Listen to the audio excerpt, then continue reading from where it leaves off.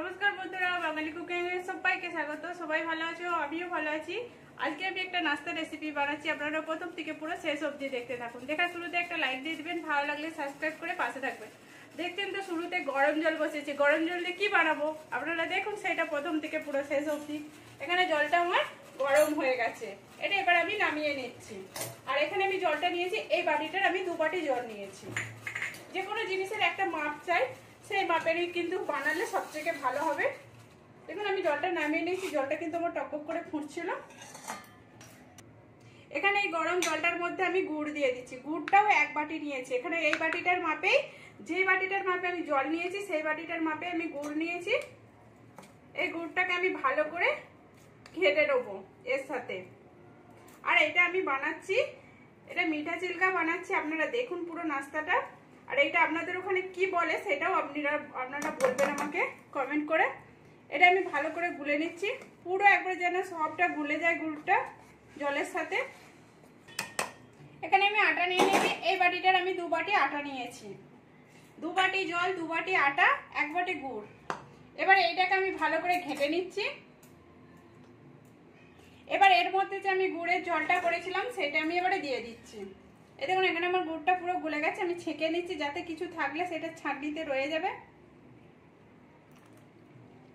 এই দেখুন।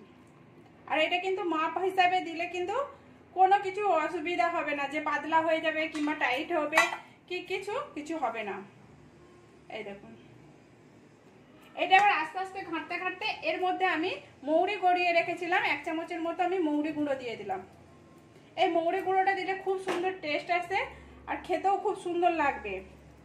দিয়ে আমি ভালো করে এটাকে ঘেঁটে নিচ্ছি যাতে কোনোভাবে ডেলাটা না থাকে।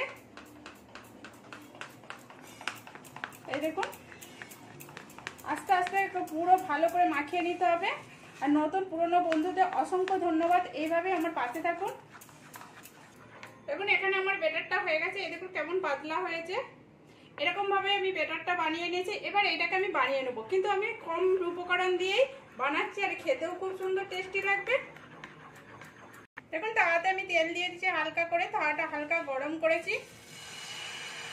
এবার এটাকে আমি গোল করে নেবো আস্তে আস্তে। এই দেখুন এটা এরকম করে গোল করে নিয়েছি। এবার এটা 1 পিঠটা আমি হতে দেবো।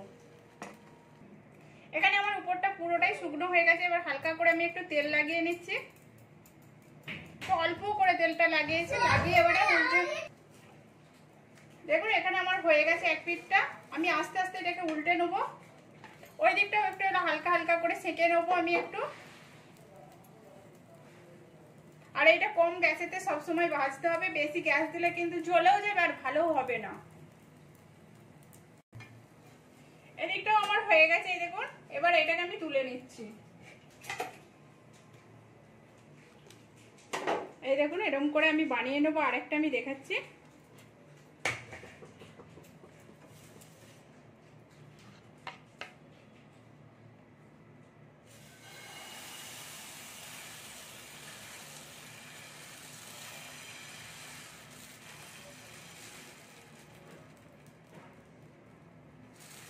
দেখুন এটাও ওরকম করেই বানিয়েছি, এটাও হয়ে গেছে। এটাকেও আমি উল্টে নিচ্ছি, এটাকেও ওরকম করেই আমি ভেজে নেবো। সবগুলোই আমি ভেজে নিচ্ছি।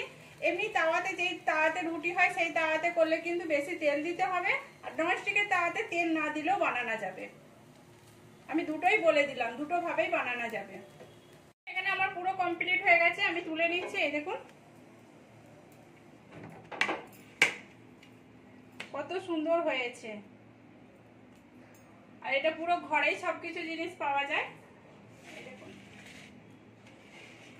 প্লিজ আপনারা এরকম করে বাড়িতে বানিয়ে দেখুন, আর কম টাইমের মধ্যে বেশ ভালোই হবে।